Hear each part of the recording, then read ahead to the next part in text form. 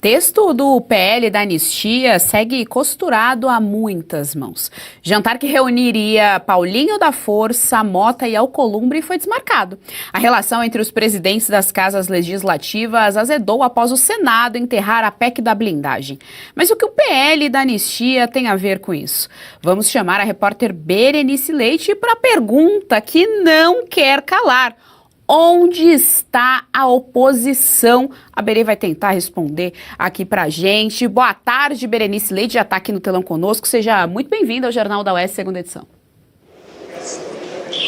Oi, Geise. Boa tarde para você também, para todo mundo que nos assiste. Olha, a oposição está espalhada por aqui no Congresso. O líder do PL, Sóstenes Cavalcante, nesse momento está lá nos Estados Unidos e deve ter uma agenda, inclusive, com o deputado Eduardo Bolsonaro.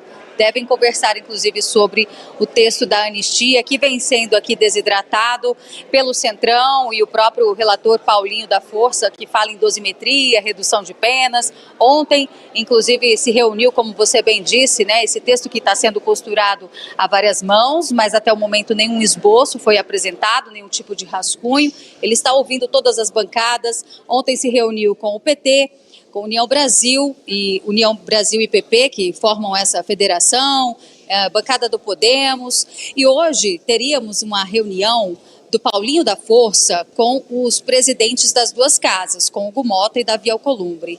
Isso porque a relação entre ambos estaria um pouco desgastada após a derrota da PEC das prerrogativas, batizada como PEC da blindagem na Comissão de Constituição e Justiça.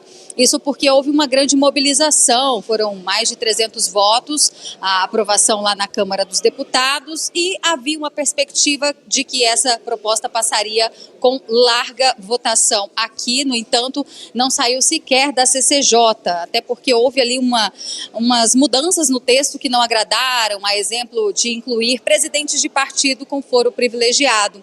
E aí acabou saindo um pouco, né, do que era a proposta, na verdade, que era criar uma camada ali de defesa em relação a perseguidos políticos de direita aqui no Congresso Nacional, que estavam sendo inseridos em inquéritos a todo momento.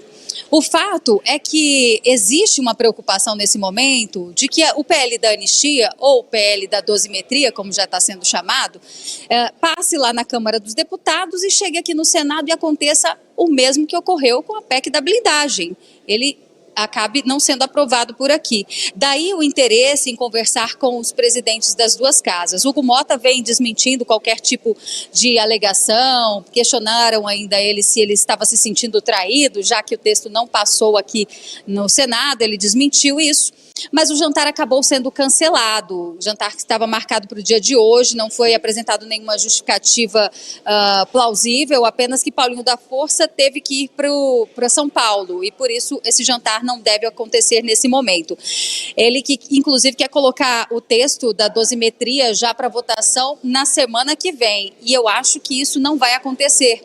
Digo porque o próprio presidente da Câmara, Hugo Mota, falou que em virtude dos últimos acontecimentos, acredita que o PL da anistia vai ter que esperar um pouquinho mais, talvez os ânimos aqui, né, a poeira abaixar e os ânimos esfriarem dentro da Câmara dos Deputados, essa relação entre Câmara e Senado, para não correr o risco de chegar aqui e o texto não passar. Texto esse que ainda não existe, a gente segue nesse imbróglio, aguardando ali, então, que ele apresente pelo menos um esboço, mas até o momento a discussão é em torno de redução de penas, o que a oposição bate o pé e disse que não vai aceitar. A gente vai acompanhar as cenas dos próximos capítulos, viu, Geise? Você gostou desse conteúdo? Então compartilhe, dê o seu like, não se esqueça, viu? Aqui no canal da Revista Oeste tem muito mais.